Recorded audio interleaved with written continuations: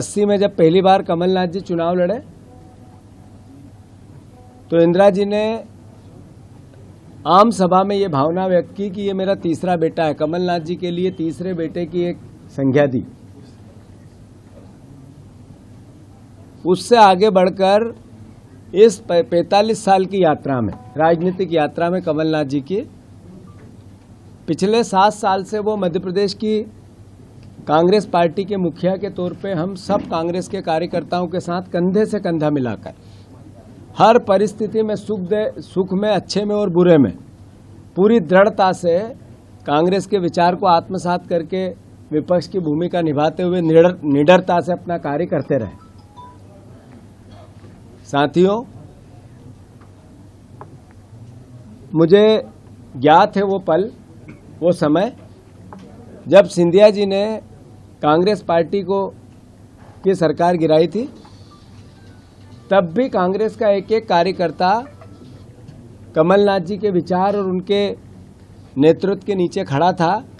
एक एक उस समय मेरे जैसे कई परिवार के साथी हर तरीके से कंधा मिलाकर कमलनाथ जी के विचार को आत्मसात कर रहे थे, कांग्रेस के विचार को आत्मसात कर रहे थे। अंतोगत्वा मैं आप सबसे अनुरोध करना चाहता हूं, जो खबरें हैं निराधार है। कोई किसी प्रकार की वो भावना, कभी सपने में आप सोच सकते हो कि इंदिरा जी का तीसरा बेटा कांग्रेस छोड़ सकता है?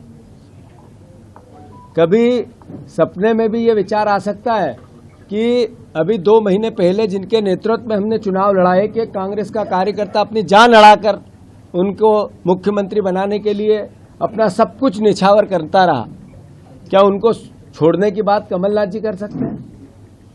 कभी सपने में भी आप सोच सकते हैं कि जब सिंधिया जी जा रहे थे, सरकार गिरा रहे थे, तब हमारे जैसे लोग पुलिस के और उनके गुंडों के डंडे खा रहे थे कमलनाथ जी को मुख्यमंत्री बनाने के लिए जगह जगह, वो हमें छोड़ के जा सकते हैं?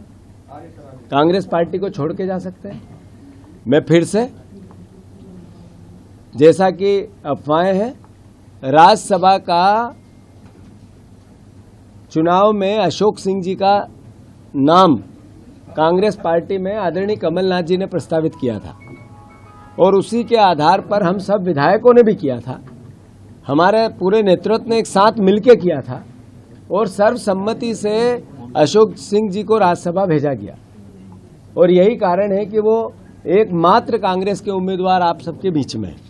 तो मैं फिर से, ये खबरें निराधार हैं और मैं मानता हूं कांग्रेस का एक एक कार्यकर्ता जो विपक्ष की भूमिका हमें निभाने को लेकर जनता का जनादेश मिला है, उसमें दृढ़ता से लगे हैं, लगेंगे बहुत जल्दी।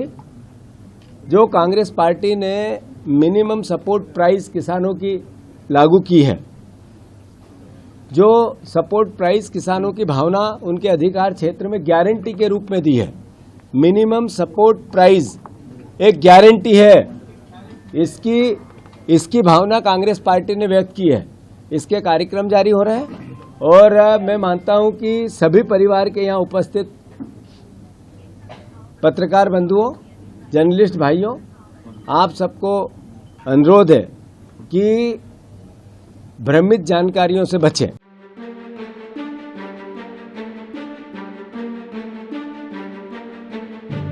आप लोग जो है ना, जब तक सनसनीखेज ब्रेकिंग न्यूज़ नहीं दोगे तो कौन देखेगा, कौन छापेगा?